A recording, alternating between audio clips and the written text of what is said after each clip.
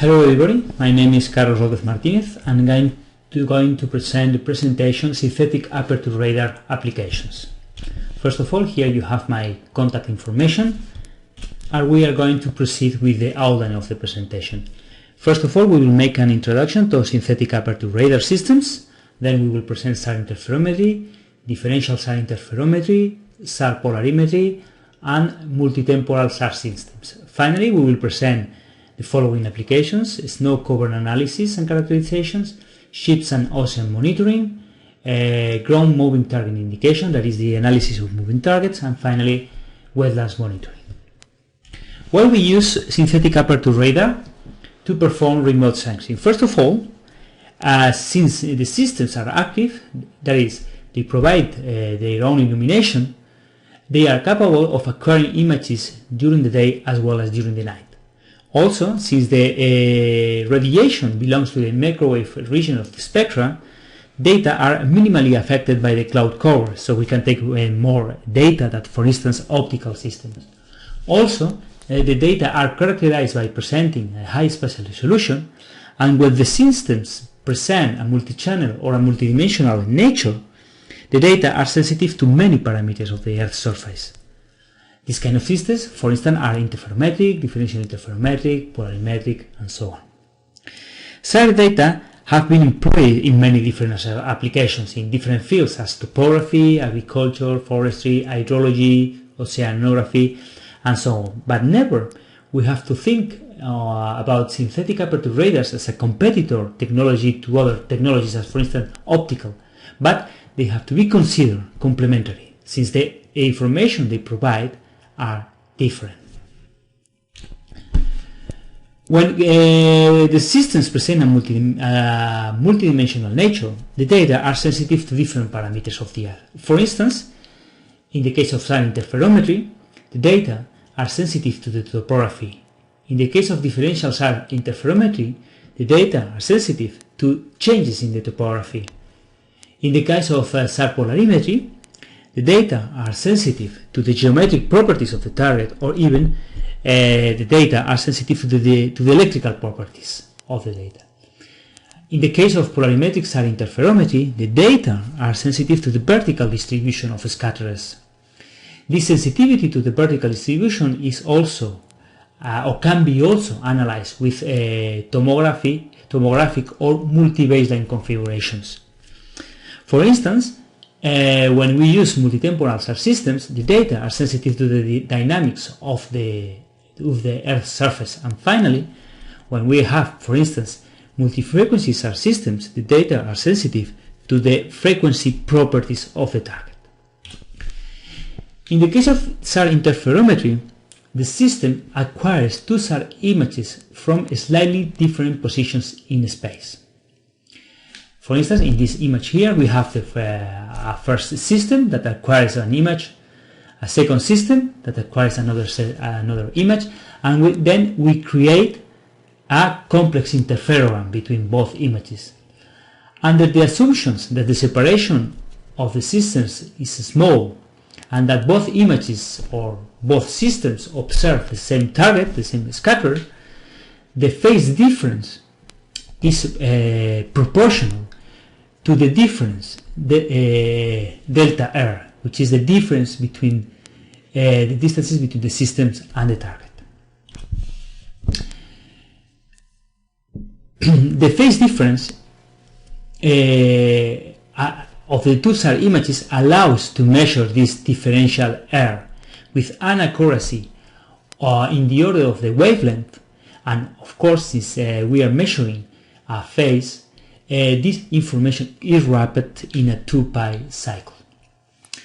The most important difference between a SAR images and an interferogram is that in the case of SAR images, the phase information bears no information, whereas in the case of an interferogram, this phase difference, the argument of the complex interferogram between the two SAR acquisitions, contains information about topography. For instance, if we now consider this difference, delta R, between R2 and R1, and we neglect the higher order terms, and we consider that the distance between the system and the target is large enough, we can see that the phase difference is proportional to this delta R. Now, if we consider the difference between two different points, we can see that the phase difference contains two informations. First of all, the phase difference contains a range variation, which at the end gives us the flat Earth term, which encodes basically the phase information due to the flat Earth. But the most important term is that this phase difference contains a height information through the differential phase due to topography. So then we can use this phase difference to obtain information about topography. The basic scheme to explore or to exploit this phase information leading to the topography is given by this scheme here. So the first step in order to obtain the topography information is the registration of the PolSAR images. In this step, what we do is that we produce PolSAR images where a single pixel of one image corresponds to the pixel of the second SAR image. Then we are able to create the interferometry. We eliminate the information due to the flat Earth because it does not contain information about topography. We filter the phase in order to remove speckle noise, and the final step is to do a phase unwrapping process. That is to remove the ambiguity in the number of cycles due to the fact that the phase is wrapped when measured by the SAR system. After doing so, what we do is a geocoding process in order to give to every pixel of the image the coordinates on this Earth surface. And finally, we can get the height information for every pixel. In the example shown in this slide here, we may show the whole process for the southern part of Catalonia in Spain. So the first information we have is the wrapped phase as shown by the image. Then we have a coherence information that informs us about the quality of the phase. So black means that the quality is very poor, so we cannot get information there, whereas white means high quality. So as you can see in the slide, after the unwrapping process, we are able to eliminate the ambiguity in the number of cycles.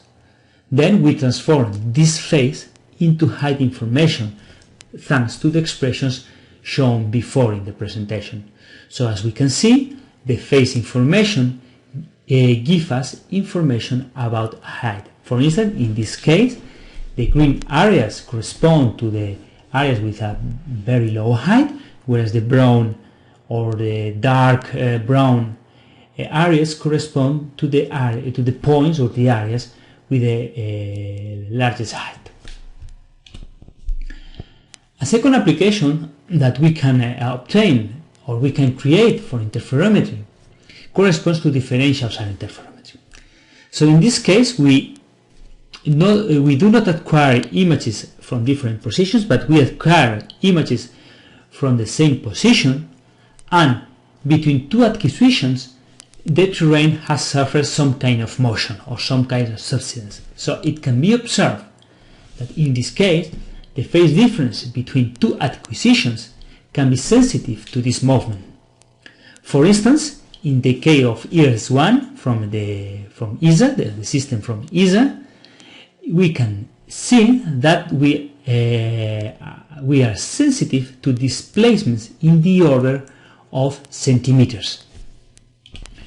For instance, in this case, we show an example in the area of BAM, where an earthquake occurred in December 2003, and in this case, the time difference between two acquisitions is about 35 days, and then the earthquake took place in the middle, and each color cycle represents a displacement of about 3 centimeters. So we can observe that After the earthquake, the terrain suffered big subsidence, and we can monitor this subsidence with this technology.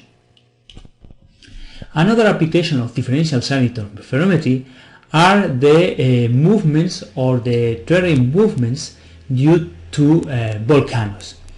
In this case, we show the Galapagos Island, and as we can see in the image, in most of the areas we observe no movement in a period of 5 years.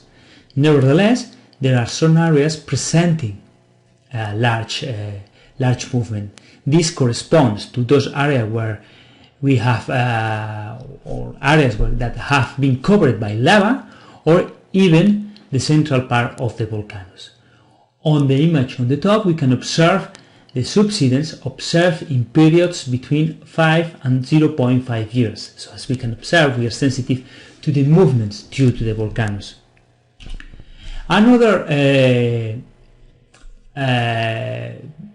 movement we can monitor are the subsidence due to oil extraction.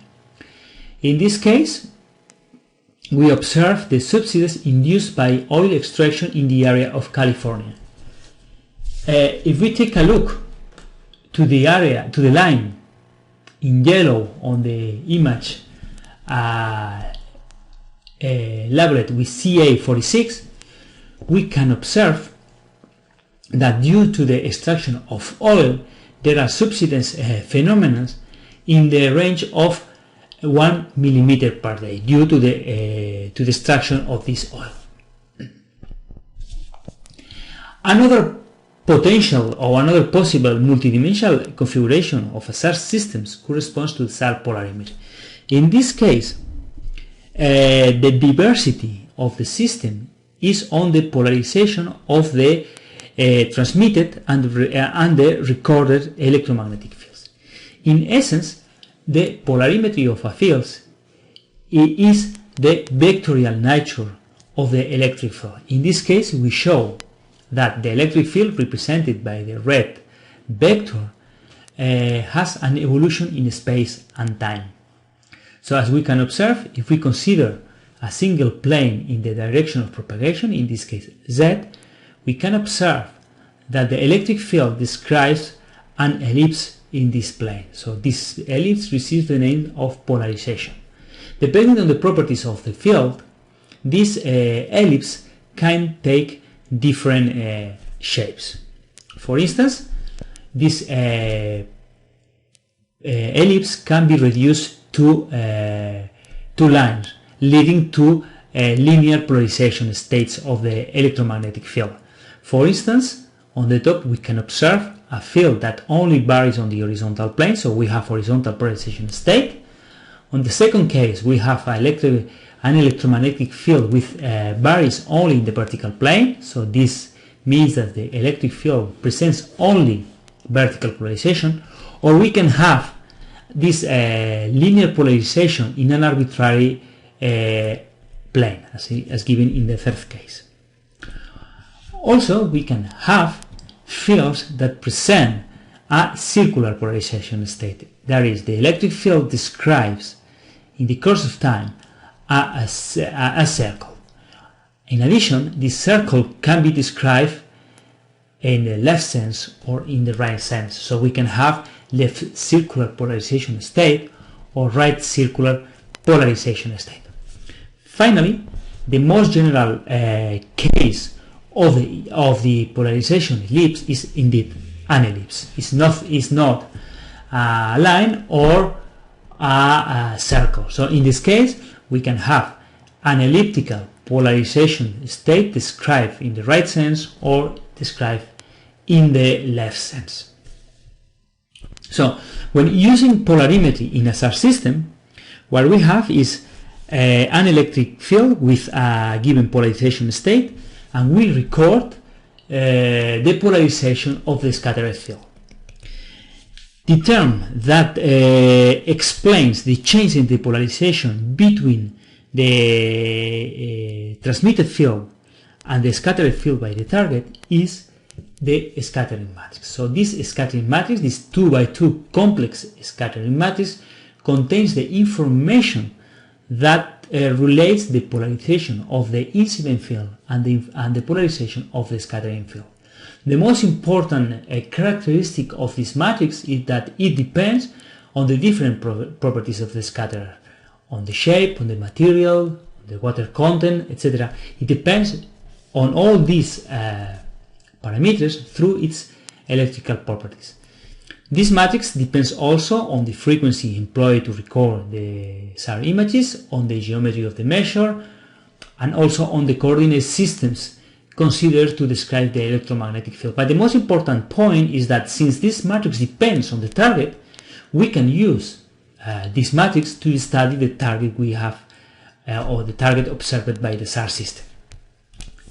For instance, if we consider the addition of HH and BB channels, we can see that in all the areas where the power of this term is high, we can see that the type of target we have is surface scattering. So the scattering is due to a surface scattering. In those cases in which the dominant element is the HHBB, we can relate the dominance of this element to double scattering. So for instance, as the picture shows, we can see that this type of scatters can be due to the presence of buildings or the presence of trunks in a forest. Finally, if the dominant element is the HP, that is the off-diagonal elements of the scattering matrix, in this case, we can relate the power of this element with volume scatter. So as we can see, the different elements of the scattering matrix are sensitive to the type of target, the type of scattering we are observing with the systems. For instance, in this case, we show two SAR images acquired at Alban over the region of Madrid in central Spain. So in this case, we are observing only the BB channel. So we have only the power information. Nevertheless, if we consider the previous elements and we make a color composite, we can see that the polarimetry gives somehow color to the image. So in these images, those areas presenting a yellow or a green aspect means that the dominant element is HP. So in these cases, we can affirm, or we can indicate that the type of target we are observing is a volume scattering. For instance, in this case, due to vegetation, to forests, or to agricultural areas. In those cases where we have a dominant blue, we can see that the dominant type of target we have in those areas is surface scattering. Finally, those points that present red color means that the type of target we have in those areas is a double diagonal or double scattering. Here we have another example of the polarimetric behavior of the signal. In this case, the data corresponds to L-band data acquired by the SR system by the German Aerospace Center in Oberpfaffenhofen near Munich in southern Germany. So in the top we have the three separate channels, HHBB, HH-BB and HB. Finally, if we combine these elements and give color to the image, we can identify the type of target we have in this image as we did in the previous case. For instance, the areas in green where the volume scattering is dominant, these areas are mainly forested areas. We can also observe areas with a dominant blue component where, of course, the surface scattering dominates the scattering, and finally we can observe areas with a red dominance, meaning that the dominant scattering mechanism in this area is the double bounce scattering. Another type of multidimensional SAR systems are multi-temporal SAR systems. In this case, if we have temporal diversity, the data are sensitive to the dynamics of the area we are studying. In this case, we will consider some images acquired in central Catalonia. First of all, 3 images acquired with radar SAR 2 in 2009, and then 3 SAR images acquired between 2007 and 2009. If we observe first of all one channel of each image, we cannot observe too many differences between the 3 acquisitions. Nevertheless, if in addition to the temporal diversity we have polarimetric diversity, we can see clear difference between the SAR images. For instance, in the central part of the images you can observe a blue area that corresponds to the area affected by a fire in 2005. So we can see the evolution of this area a long time.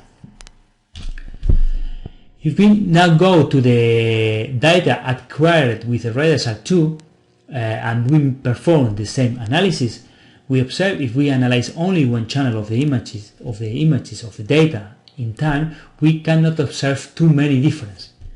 Nevertheless, if we give also polarimetric diversity to the data, we can see clear differences between the 3 acquisitions, as you can observe in these images. Now, if we specifically analyze the changes on the images on the left-hand side using only the data given by particular channels, and on the right hand side given by the fully polarimetric information, we can monitor the changes of the images. And the most important thing here is that if we combine, for instance, polarimetry and multi-temporal SAR data, we have a large sensitivity to the changes of the images. We can perform the same analysis with RADARSAT-2 data, and we can observe that we can have areas with small changes and areas with large changes. For instance, in this case, the large changes are characterized or are indicated in blue. So most of the changes are observed in the northern part, on the upper part of the images that correspond to agricultural areas. So in here we can observe the changes that have occurred in the course of the acquisition. So the question that we have to make here is which is the physical origin of these changes. We can have more particular analysis, or we can analyze other areas with more focused applications. For instance, in this case we have 2 time series. On the left hand side we have a time series acquired with RADARSAT-2 on the area of Flevoland, Netherlands, which is essentially an agricultural area, and on the right hand side we have a time series of 38 images between 2010 and 2012 in the area of Barcelona city in Spain. If we pay attention to the first time series, in the case of agricultural area, we can observe the evolution of the scattering mechanisms. First of all, if we pay attention to the first and the second acquisitions, in this case, the agricultural areas were bare areas, so they are mainly dominated by surface scanner. After the different plants on the agricultural fields grow, we observe that the areas acquire a green color, which is an indication that we have volume scattering due to the growth of the different agricultural plants. We can also analyze the complete set of images. In this case, for instance, if we observe first the area of Flevoland, we observe that most of the changes, as we have seen in the previous slide, occur on the agricultural area. If we observe, for instance, the lower part of the image on Flevoland, we see, for instance, that in the case of the urban areas, we do not observe too many changes because the area is very stable. On the left-hand side, we can observe the changes that have occurred in the area of Barcelona during the acquisition between 2010 and 2012, and we can see that most of the changes are concentrated on the area of the harbor. as we will observe later on, these changes are due to the industrial activity that occur on the harbor. Here we have some examples. As you can observe, the largest changes occurs on the docks where the ships are placed in the harbor.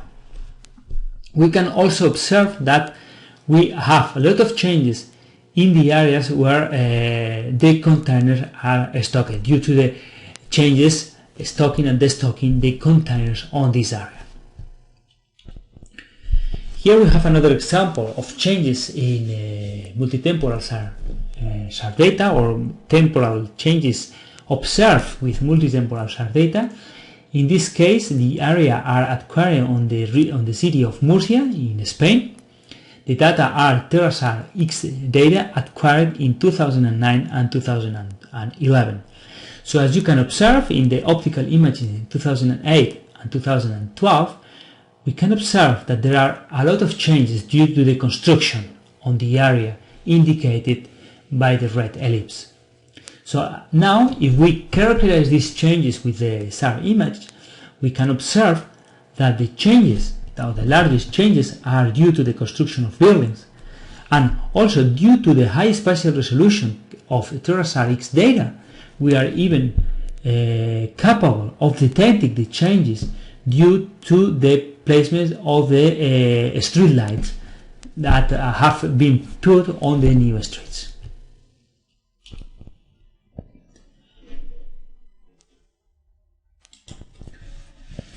In the following, we are going to analyze some applications using multidimensional SAR data and SAR data.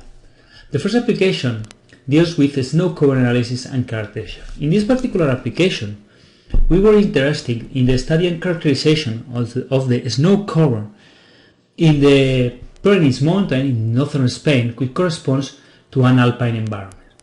So in this case, we acquired 3 SAR images in February, March and October 2011, and we wanted to analyze the snow cover during this period. On the right hand side, you can observe the area we were analyzed, which corresponds to the Pla de Beret, which is located more or less in the middle of the SAR images. In parallel with the SAR acquisitions, we did also some ground truth information acquisition, and we observed that we have snow cover in February, in March, and in October we didn't have snow cover, and we used these images as a control image.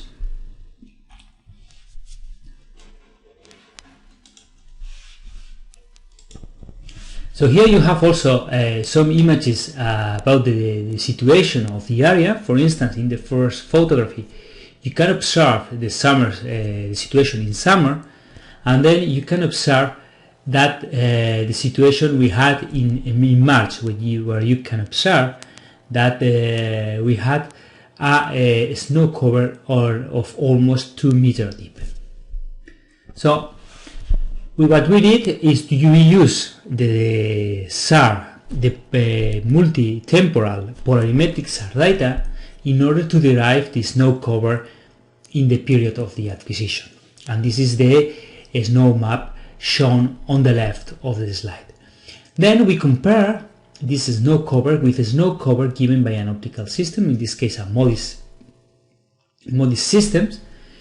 First of all, you can observe the snow cover in the whole region of Catalonia, and in this case the snow cover in the area of interest. The main difference between both covers is that the MODIS data gives the snow cover with a resolution of 500 by 500 meters, whereas the SAR data are all able to give this snow cover with a resolution of tens of meters, thanks to the spatial resolution of the radar system. We also overlaid the covers on Google Images in order to see the correspondence of these covers with the topography, and you can observe that in both cases the snow cover agrees with the topography. We observe that most of the snow areas are located on the mountains, whereas on the valleys we don't have snow cover. We also compare that the snow maps acquired with the SAR system and with the MODIS systems, and we observe that there is a 70% of agreement between both covers. The differences in this agreement are due to the fact that the SAR system is able to offer or to give a snow cover with a very different and higher spatial resolution. Another set of applications that can be covered with SAR data are ships and ocean monitoring. In this case, there are many different applications that can be considered in the environment of oceans and sea. For instance, the first application is, as said at the introduction, is ship monitoring. In these cases, ship monitoring can be focused, for instance, in illegal fishing. Another application can be coastline monitoring. We can observe the evolution, for example, of the coastline. And another application that can be important is the oil spill monitoring, that can be monitored with SAR images. So these are different examples of applications that can be analyzed or studied with SAR data. If we focus first on ship detection, we have to be careful, because normally ship detection, due to the spiky nature of SAR images, may be difficult.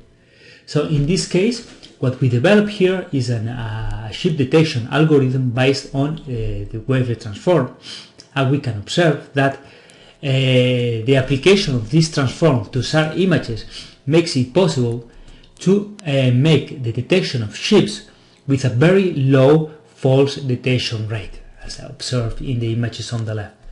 Also, the transforms allows us to make the detection in very difficult environments characterized by presenting different properties. So as you can observe here, we are able to detect a ship in the central part of the image, despite the sea presents different situations.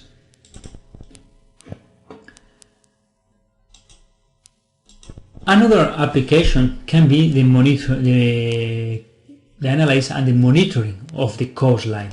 So in this case, we show some examples of the coastline detected through a wavelet transform that have been applied to the different SAR images. The most important thing is that we perform this detection on, for instance, a temporal series of SAR images. We can be able to detect or to monitor the evolution of this coast. Also, it is important to analyze the fact that the SAR images give information with a high spatial resolution. So in this case, the application of coastline segmentation or coastline analysis can be also employed to analyze the evolution of the coastline due to the human activities. For instance, in this case, we can observe that we are sensitive to the very fine details due to a harbor. So we can monitor, for instance, this area during the time, and we can, for instance, monitor the evolution of the harbor. Another important application for SAR data is the monitoring of moving target. Some important applications that can be obtained with this type of application is traffic monitoring, illegal ship movement, migration movements, etc. There exist different techniques to analyze moving targets with SAR data. The first set of technologies, let's say, is monostatic with monostatic configurations with a single channel. In this case, the data are only able to detect fast and strong moving targets. In order to increase the sensitivity to slowest moving target or targets presenting a reduced power, is to use multi-channel approaches. In this case, we can have techniques as the displacement phase center antenna, a long trunk interferometry, space-time adaptive processing, which are more complex techniques, but techniques that allow to increase the sensitivity to moving target. If we even want to increase even more the sensitivity to moving target, we can use multi-static configurations in which we have more than one system acquiring data of the same target. For instance, one way to analyze moving target is the so-called displaced phase center antenna. In this case, what we have is that the same target is observed by two different antennas, where the position differs in time. So in essence, what we do is to acquire data at two different times. We make the difference, and then this difference suppresses the common parts of the images, which correspond essentially to the non-moving targets, and we remove the clutter, and then we obtain the moving target. The second application, or the second technique to detect moving target, is to use a long track interferometry. That is, to exploit interferometry biting the flight direction. In this case, the principle is in essence the same as we showed in the case of standard interferometry, but in this case, the phase difference is no longer proportional to the topography, but to the radial velocity of the target. So then, through the monitoring of the phase, we can remove all those targets that do present a velocity equal to 0, and then we can retrieve the targets presenting a velocity different from 0, just measuring the phase difference. Another technique to retrieve the moving target is the use of space-time adaptive processing. In this case, what we use is the fact that moving targets induce a frequency, a Doppler displacement in the frequency. So in that case, what we can remove is the clutter, which is all those targets presenting a velocity equal to 0, and then we retrieve those targets which do not present a velocity equal to 0. Another application, important application, that can be constructed with synthetic aperture radar is wetland monitoring. These kind of environments are very important because are the ecosystems for many animal and vegetal species. And the problem is that these areas are highly affected by the human activity, by construction, agriculture, and so on. So it is important to monitor these areas in order to maintain these areas. In the following slides, we will show some studies we have performed in the Doñana National Park marshes in the southwest Spain. This area corresponds approximately to an area of 30,000 hectares that suffer a flood period during the year. So in this case, we are also interested in the monitoring of the different vegetation species that also determine the flooding characteristics. For instance, in this case, what we did is to monitor the area with the InSAR NVSAR system with polarimetric data. In this case, we use only dual polarimetric data because the system is only able to provide 2 of the elements of the scattering matrix. So on the left image you can observe one particular images in one particular date, and on the right hand side you can observe the inundation area that was retrieved with the SAR image. So as you can observe, SAR data are able to provide the flooded area of the images. In continuation with this sensitivity, we can also monitor the dynamics of the wetlands due to the different precipitation events. For instance, on the left hand side of the image you can observe the Doñana marshes before an important precipitation event, and on the right hand side you can observe the same area after the precipitation event. And as you can observe, we are able to monitor the increase of the area of the different small lakes that have been filled after the precipitation event. One of the main characteristics of the areas, of the inundated areas, of the flooded areas in Doñana is that they are really shallow areas with a depth of a few centimeters. So in this case, the masses of water, the areas of water, are highly affected by the wind. For instance, in the image shown in this slide, we can observe first the limits of the water surface for the 1st of March, where the wind was very low, below 2 meters per second. On the 4th of March, we had a strong wind with a speed of approximately 10 meters per second, 10-12 meters per second.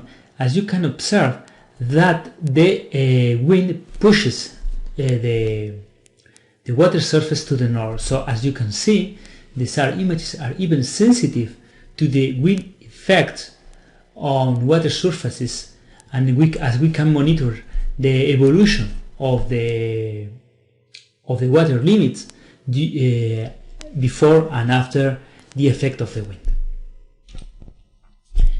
Another important application of SAR data is that we can monitor the different species of different different crops, or the different vegetation, the vegetation in the SAR images. So one of the most important vegetation or species in the area of the Doñana marshes is bayunco, which is shown in the picture. So on the left you can observe the main areas of bayuncos in the area of Doñana, and on the right hand side you can observe the areas retrieved by the SAR image. But the most important thing is the following. If we also use the multi-temporal sensitivity or the multi-temporal capabilities of the SAR system, you can observe on the left hand side the evolution of the bayunco in a particular area from September to June. So as you can observe, the plants died in the period of September to December. The Doñana marshes suffer a flood period between February and mid-April, and then it provokes the growth of the new plants that grow up until May and June. So if we observe now these areas with the SAR images, we can observe that the backscatter power by this area varies along the year. So that means that the SAR images are able to monitor the phenological state of the plant. So we are able to see when the plants start to grow after the flooding period. So we can monitor the evolution of the different species into the wetlands. So now this is the end of my presentation, and I would like to thank you for listening to this presentation. Thanks.